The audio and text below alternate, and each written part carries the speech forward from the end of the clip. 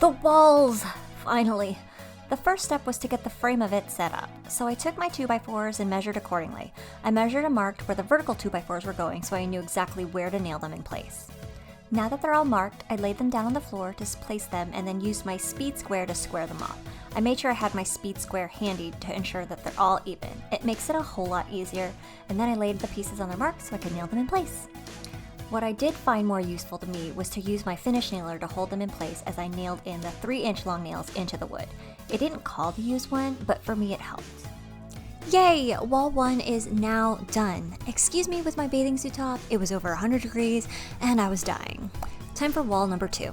Repeat the same process as wall number 1, but utilizing more helpful tips that I learned from doing wall 1, which was use my finish nailer on all the pieces and not just as I go. And then nail them in place on the top, then flip it over and nail it again on the other side. Meaning you need 2 nails on each side of the stud to hold it in place, but I use 3. Sue me. Now it's time to build the actual wall and not just the frame. I grabbed the plywood and threw it on and tracked it to its correct position. The kit comes with a few pieces of wood that helps you level the plywood so that it's in its correct position, meaning it needs to be 3/4 of an inch off center from the middle and 1 1/2 inch from the top. So just shimmy everything around and about until it's all fixed in the right spot, read the instructions over and over like I did. Also, dang, please excuse the mess I have in the backyard. That will get all cleaned up after this build. Or not. Depends if I want to or not. Whatever. Once you've got all that down, then it's just nailing it all in place. Every 6 inches.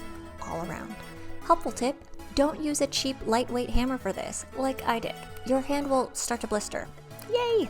Use a heavier hammer. It will save you. Trust me. Now that I've got the one wall panel, I just lined up the second and placed it down. Then I marked and nailed everything down. Honestly, I should have used a chalk line. It would have made it a lot easier to ensure I was hitting the stud, but I just eyeballed it carefully and it worked. I also bought a 21-ounce framing hammer to nail everything, and that was much better than my itty-bitty hammer. Also, it's now 109 degrees and I couldn't wear shorts or pants. Sorry, bikini builds. Now it's time to build the back wall. Basically, same concept as the side walls, except you're making a T. Line it up and hammer away. By the way, the coloring is yellow because this was during the intense California fires. The sky was red and I decided I wanted to get a little further along, so I tried to continue as much as possible. So I'm just marking where I needed the studs to line up to, and then I nailed them in place. I used a square to make sure it was even, so don't worry as it's getting lopsided.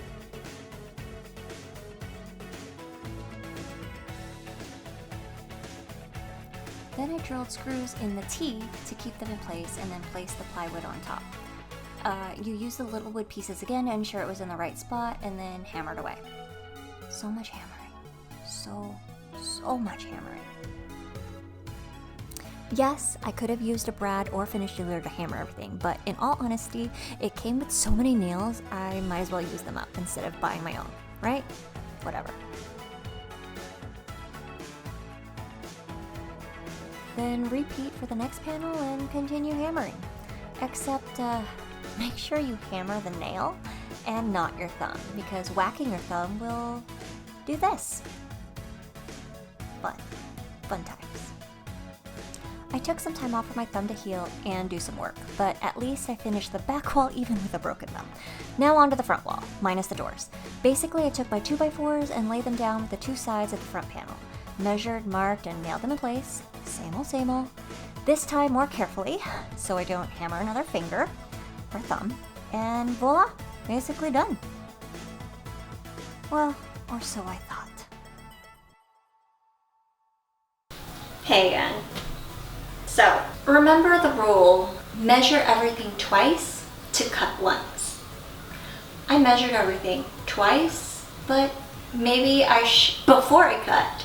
But then when I pieced everything together, I don't know what happened, but something was 3/4 of an inch too long on one end and 1/4 of an inch too long on the other. So that's why this happened, where I had to, after I had already sealed everything, I had to use my circular saw and actually level it to make sure that the tip of the blade was the depth of the or the thickness of the 2x4, which is 1.5 inches, and run that across the seam 1/4 of an inch on one end to 3/4 of an inch on the other, and guide it along, cut it, then use a chisel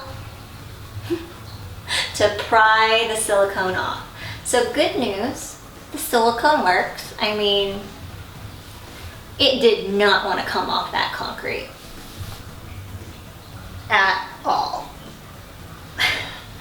So once I chiseled that off, pulled that off, and now I had the exact measurements of what I needed. And this is just to show that mistakes can happen. No matter how many times you think that you've triple checked, double checked everything, it can still happen.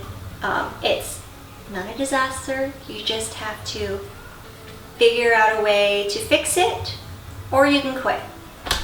I didn't want to quit because I spent a lot of money on it.